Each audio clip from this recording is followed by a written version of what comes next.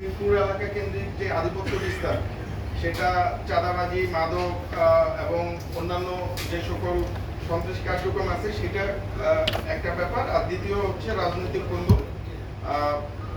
আপনার যে নিহত গোলাম কিবরিয়া, তিনি যেহেতু একজন সদস্য সচিব ছিলেন এবং বর্তমানে মিরপুর ওই এলাকার রাজনীতিতে তিনি বেশ সক্রিয় ছিলেন। তো এর আগে যাদের সাথে ওনার সক্ষতা ছিল, এই রাজনৈতিক মেরুকরণের পরে সেই সক্ষতাটার এগেনস্টে তিনি কাজ করছিলেন। বেসিক্যালি বিভিন্ন জায়গায় চাঁদাবাজি কিংবা মাদক ব্যবসা এগুলাতে তার সাপোর্ট ছিল না, যতটুকু আমরা জানতে পেরেছি। এই কারণেই হয়তো এই ঘটনাটা সংঘটিত হতে পারে বলে আমরা প্রাথমিকভাবে ধারণা করছি। আপনি বলছিলেন যে 4 স্টার গ্রুপের মামুন এবং ইব্রাহিম এরা একটা সময় একসাথে ওঠা বসা করতো, বাট এই ঘটনায় মামুনের সরাসরি সম্পৃক্ততা আছে কিনা এটা আসলে অনুসন্ধান করা হচ্ছে। আমরা তা করব। শীর্ষ সন্ত্রাসী রাজনৈতিক পরিচয় আসলে আমরা দেখিও নাই, আর আমি ঠিক জানি না।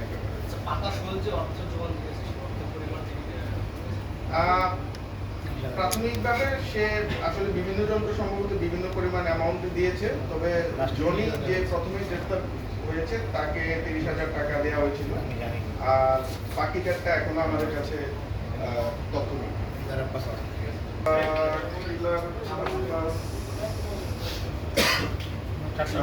আমরা জানি যে মিরপুরের শাহাদাত বাহিনী হচ্ছে অনেক বেশি আন্ডারওয়ার্ল্ডের কানেকশন ভাইয়া থাকতে পারে। এটা আসলে এই মুহূর্তে আমরা তো অভিযানটা চলমান, তো আমরা যখন আসলে সবাইকে পাবো তখন হয়তো আরো সূত্রগুলো এক করে আমরা একটা ক্লিয়ার তথ্য দিতে পারবো। বাট এখন পর্যন্ত আমরা আপনার পাতা সোহেল এটাকে অ্যারেঞ্জ করেছে, এই পর্যন্ত আমরা তথ্য কালেক্ট করতে পেরেছি।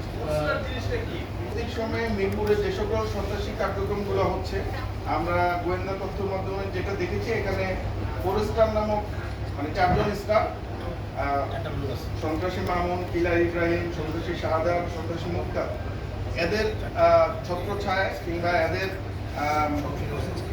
মানে এদের নির্দেশে মিরপুরের বিভিন্ন এলাকায় বিভিন্ন সময় যে সকল অরাজকতা বা কার্যক্রমগুলো করা হয়, তাদের একটা মদত রয়েছে বলে আমরা জানতে